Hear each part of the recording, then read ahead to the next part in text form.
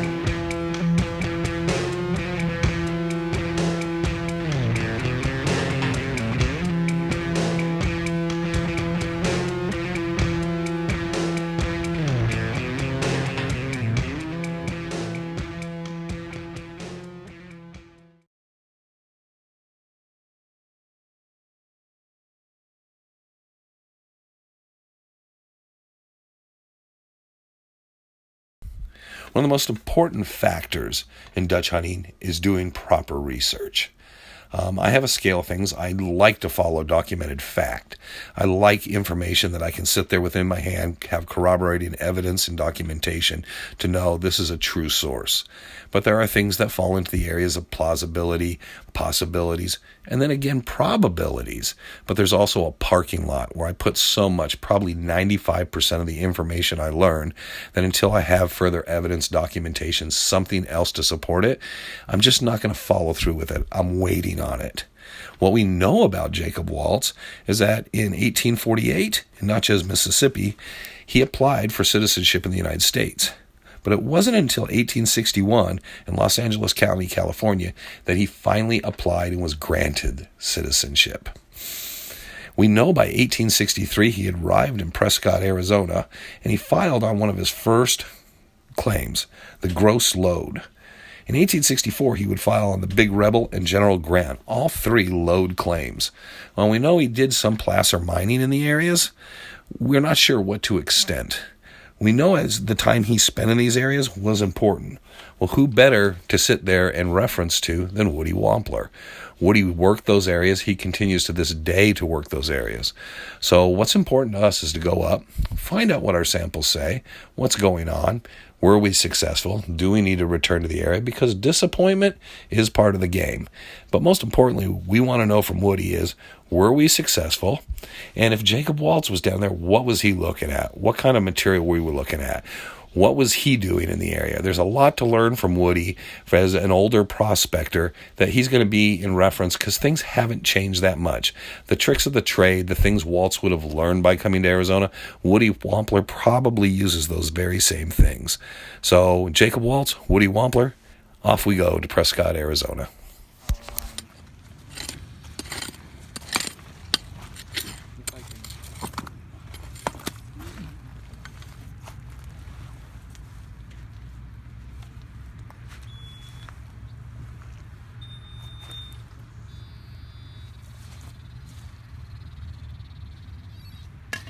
Whatever it is, it's either in that rock or stuck to it. Yeah.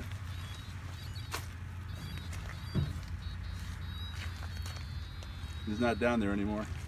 We'll throw the rock in the pan and we'll wash it off. Yep.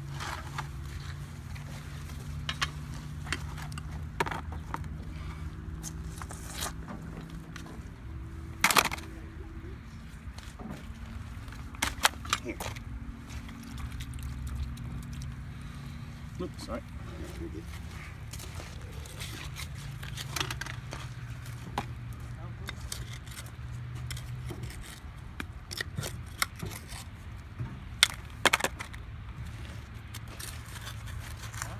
All this black sand layer.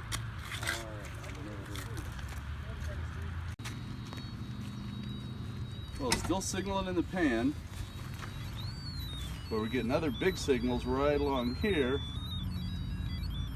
Because we had the fires in the hills, all that ash and soot washed down, and they play hell on detectors sometimes if it's a thick enough layer. And if you look, there's a lot of black stuff in there. It's not necessarily black sand. But that's why we're going to dig it all up and wash it off and see if there's anything in it. Well, I just figured you wanted to wash that off. Oh, it's freaking heavy.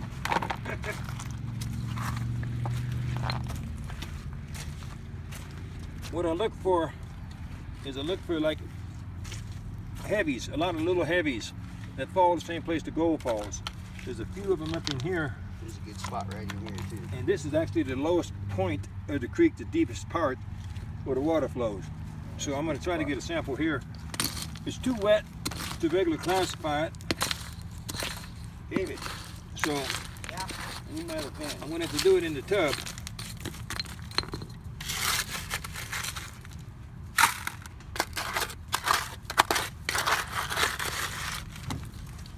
Most of the gold I get is in the top 6 inches of the ground.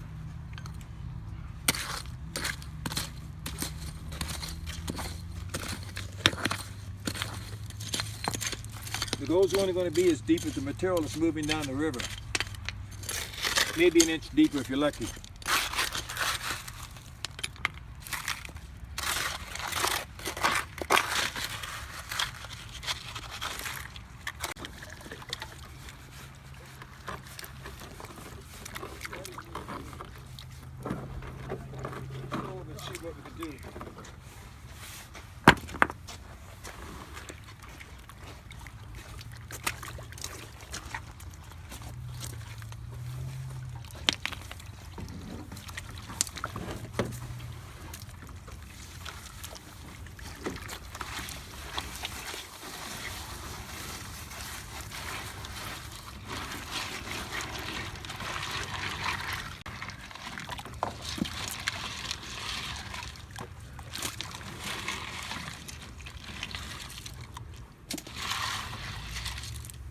Lots of rock.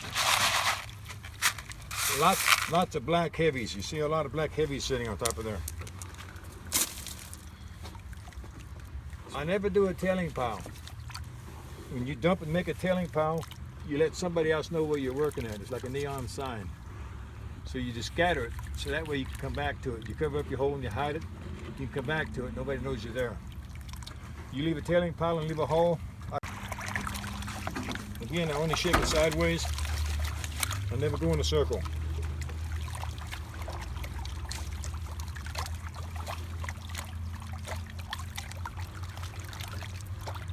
Notice how flat my pan is? The material has to climb up over the top of it.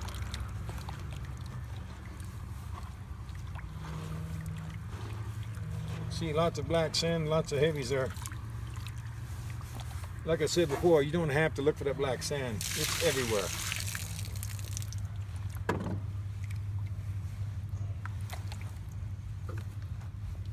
See all that little black rock in there?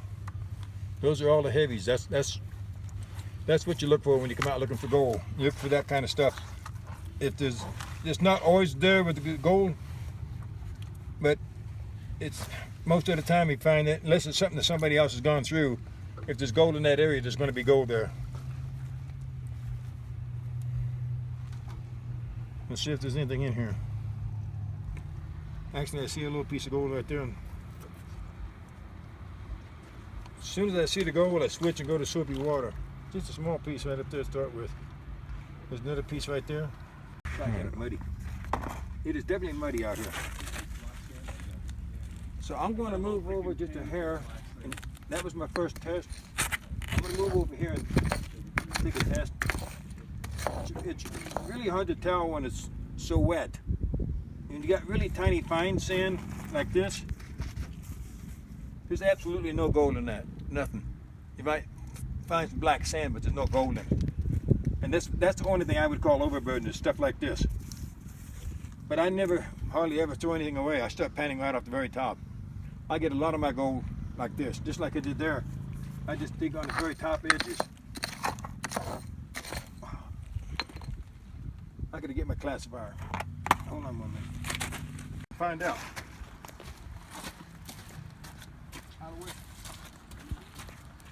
I get this washing rocks like this, then I start looking at them. And I go, oh yeah, that's a keeper, it's a pretty one, you know.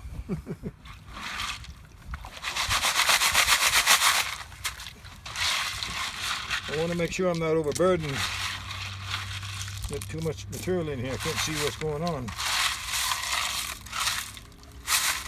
Again, I don't build a tailing pile, I scatter it. I don't want anybody to know I was here.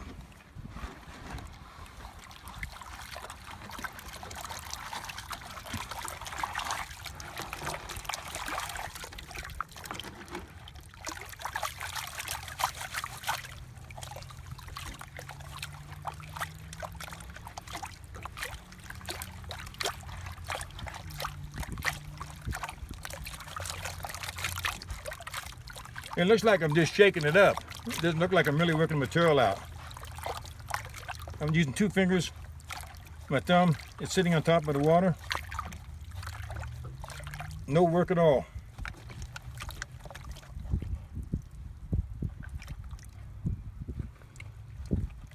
Found a few little heavies on there.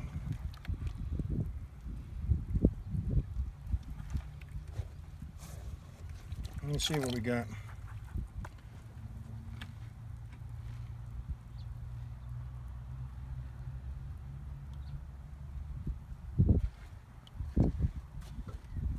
So far, I don't see nothing. I wish the rain hadn't come through here and washed everything out. Look at...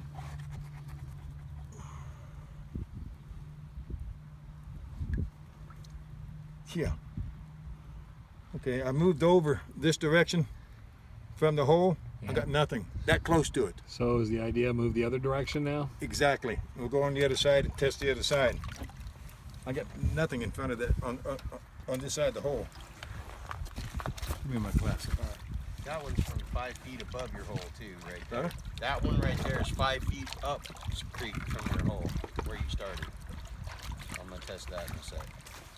I want to test, see what goes on the other side now.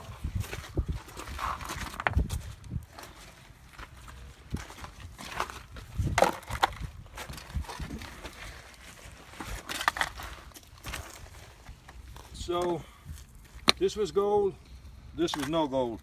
So now I want to test on the other side. Sometimes the streak is only going to be that wide, maybe 2 feet wide or a foot wide.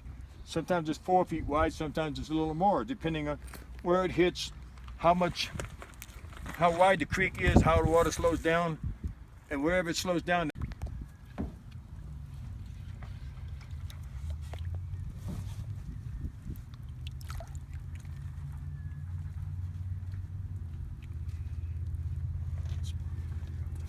When you're panning and you bring the material down here, like I just got through doing, Yep. if you see gold up here in these first 2 ripples, you need to repan because you're losing your gold.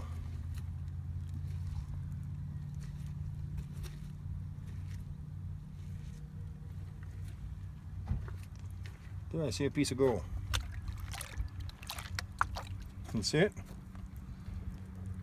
Yep. You can't beat a blue pen. I love these blue pens.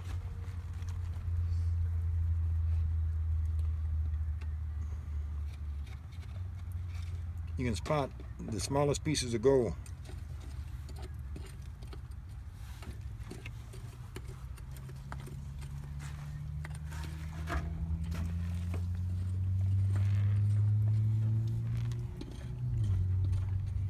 So far, none of this is worth digging. You know, like I would come out and start digging and take a bunch of dirt home. I'd keep testing until I find some good enough dirt, just gold in it.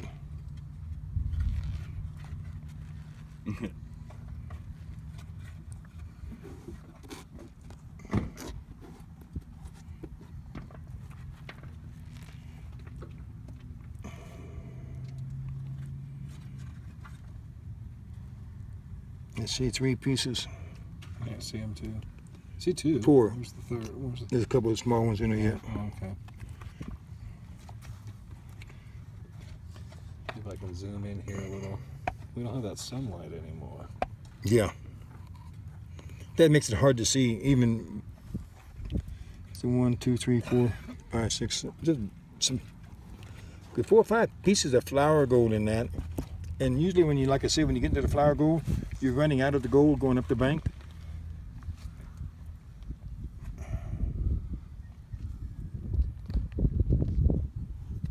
So this But is, your first sample had a little bit of flour gold. The Yeah, second one and- going down, and this one here has got flour gold in it. pretty much nothing. But you've actually got more gold going uphill on this one, right? Actually, no, that first pan had more than this one did. Did? Okay. Yeah. So and there was nothing on this side, so that shows you how narrow the streak of gold. I only took the very top of the dirt and got that gold off of it. Yep. I mean, that's just scraping the very. That's what everybody else calls overburden. They throw it away. Let's see what's over here what you were talking about.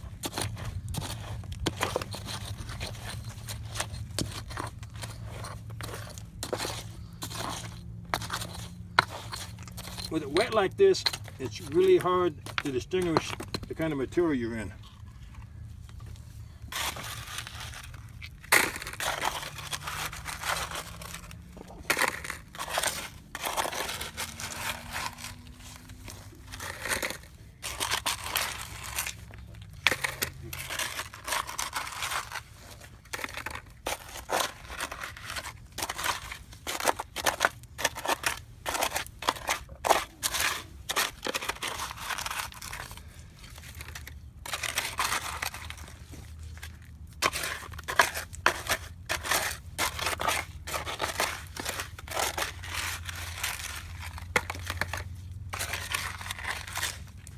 Looks like I got a lot in there, but I really don't.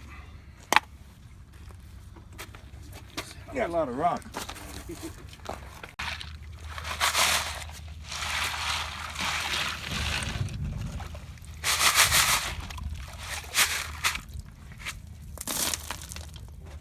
Does that make sense to you about the tailing pile? Yeah.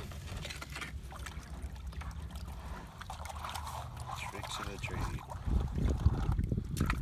Man, imagine that rocks got through that classifier. Dry washers love to leave huge tailing piles.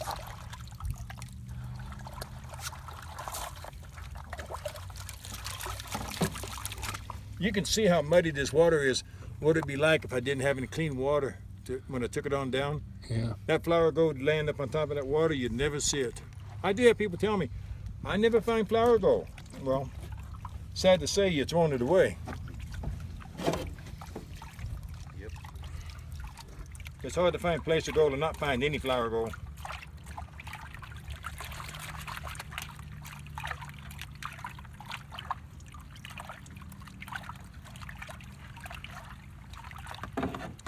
This is the greatest therapy in the world. I'd come down here in the creek and I'd do this. All my problems just kind of melt away. It's like a brand new person when I leave here. Makes me feel so much better. Don't know what I'd do if I didn't have this for a hobby. I'd probably be a grumpy old man. Yeah, you probably would. Grumpier older man. Yeah, right. Grumpier. Well, Wayne, there was some black heavies in it.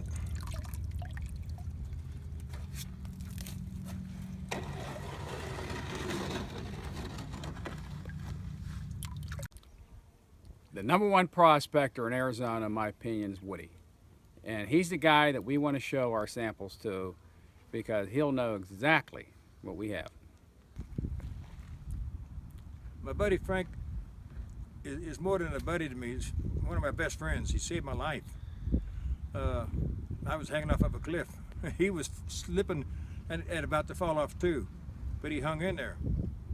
I mean, that's probably the closest I've ever been thinking that I'm a goner, because we were way back there, and if I'd have fell off that cliff, there's no way he could have got me out of there. Where the entrance is to whatever's there. Hang on, Can't get around in there. Well, I mean, no, Nice you can and get easy. around there. It's all nothing but bad guys. Oh, I see. You tip it back Oh and yeah, give it a that's shake. what I said. The only people there, drug runners, Okay. coyotes, illegals, border Oh, patrol, and that's that the area. bandits that are robbing the drug runners. Oh You're my doing gosh. great. You're doing awesome. Nice and easy. Damn, that's See how the materials are slowly going out? That's bad. You're doing bad. awesome. yeah, I mean, guy. we Tip it always back put a little arms bit. back up in there anyway, but Give it a now little it's shake just you can't again. Even, I mean, you just Okay. expect a gunfight when you go there. Oh, shit. You're ready to do the other part now, I think.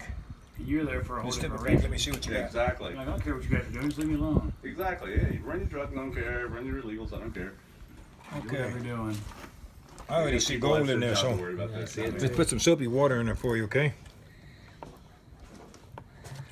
Okay, grab a hold of the pan on both sides. I want to get, let's get to where, can you get the sun in this somehow? Kind of hard. There you go. Right there, right Come there. out here. Oh, it's your beard, Woody. Get some scissors. I gotta get there. There you go. Hang on the pan. And just roll it around like this and bring it straight down. Okay, hold on. Let me help you get it started again. Go way over here. Let me get you started again. Hold on a second. Bless you. Okay, you're gonna get lots of gold in there, buddy. I can smell it. Roll it around and take it straight down. And roll it around and straight down. When you roll it around, you come slow, so all that material don't go down. Okay, go slow now. Cause see here, I see gold. Yep. All that's gold. Go around slow. Bring it down. This was the first coin, the one that was spiked into the. Spiked into the See beam. it all through here. Yeah, that's what they had it Down spiked through into the there. beam. I figured it's like a good luck See it, charm. Trevor? Okay, let's shake it now. One more time. Bring it down like this. Let me show you. I'm gonna get that piece of gold down now. One of the mistakes that people do is they sit here and they go like this here with the black sand, and all it does is bring the gold up to the top. And that's what they don't want to do. Just shake it. That's all you need to do. Okay, get a hold of your pan. You know what? Let's get rid of this so you don't have to go through it twice. Let me help you. In the bone where the Take it down. where the blood vessels and the nerves come out. Yeah, I know where this is and where there's a mastodon skeleton. So if I ever got caught digging where I wasn't supposed to be digging, it's like, okay, like you forget you saw me doing this and I'll make Look at all that. Nice and easy. Roll it around slow.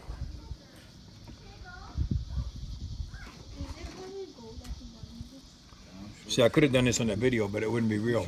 You know, it's not that I really found it, you know, Yeah. in the ditch. Easy, nice and easy.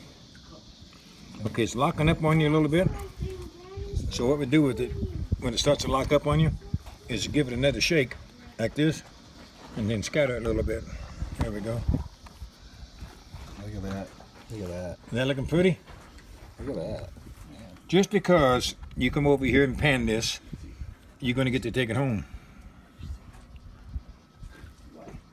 And the rest of them can eat their hearts out because they didn't have enough gumption to come over here and pan with me. Are you gonna say they didn't have the cojones? You're doing great, guy. Nice and easy. You have no idea how many people can't do this. I'm serious. Yeah. Okay, hold on 1 minute. It's locking up on you again.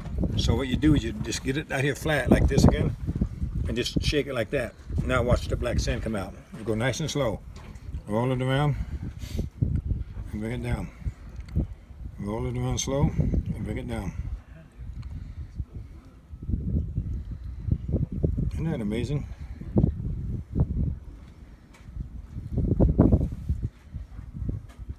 Okay, now grab a hold of the hand, one hand right here, hang on the pan, and then tap on about a 45-degree angle down like this on the pan. Just tap on the pan like this. You gotta leave it where the water's on, right there. Tap down at an angle like that. Tap on it. Watch. See all the gold come up there? And let's roll it down some more. Get that black sand out of there. Yeah, you get a hold of pan. This is yours, not mine. You're doing this. I'm just helping you a little bit.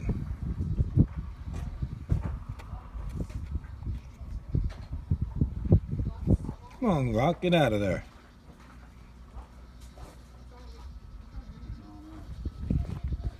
Okay, hold on. We'll help that one out of there. Okay, now, tap and hold of this again. And give it a tap on this. Go ahead and give it a tap. You can do it. There you go. See that? See how it goes right up into that ridge? Now, That's what you wanted. you take this, see the flat part of this? You want to lay this right on top of here and suck it up. Grab hold of this, Squeeze it. and then just make sure there's water in here. You got to lay it flat. If you go straight up and down,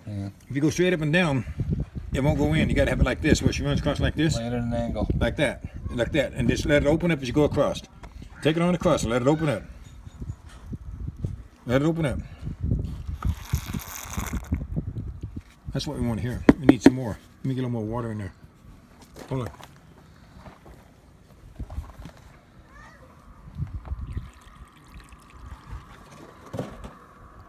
Okay. Okay, try it again. Squeeze back here, like that, and then come up underneath here, and then all the way across. Open her up. Let her suck up. You gotta let it open. With this sucky ball. You let go of it. It's not even the best, and it still stayed squeezed. Let me see if I can help you a little bit.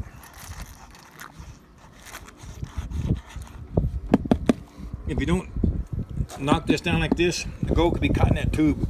You go like this, you just throw all your gold away. Hold that. Let me take a peek and see if we missed much.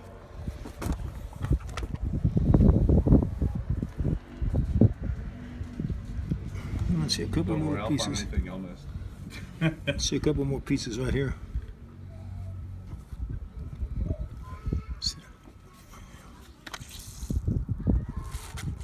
Is this your first pan you've done?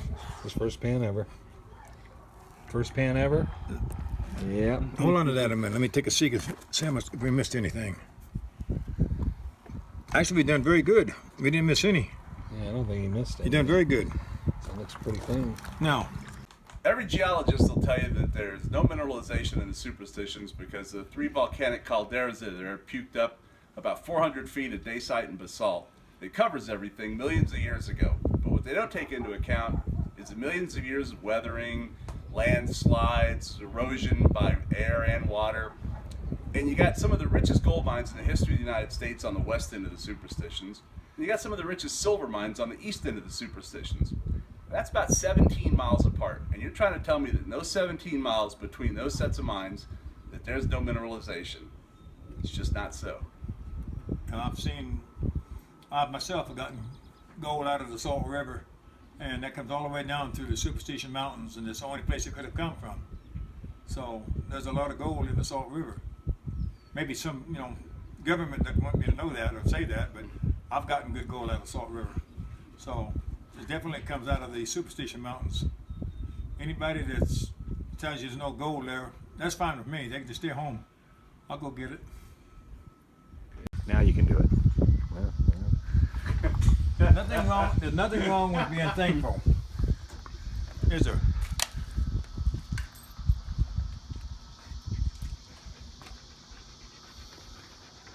You should be thankful for the parents you got. You have no idea how many kids are on the street are hungry. Okay, I put water back in there now to make it all clear. Yeah.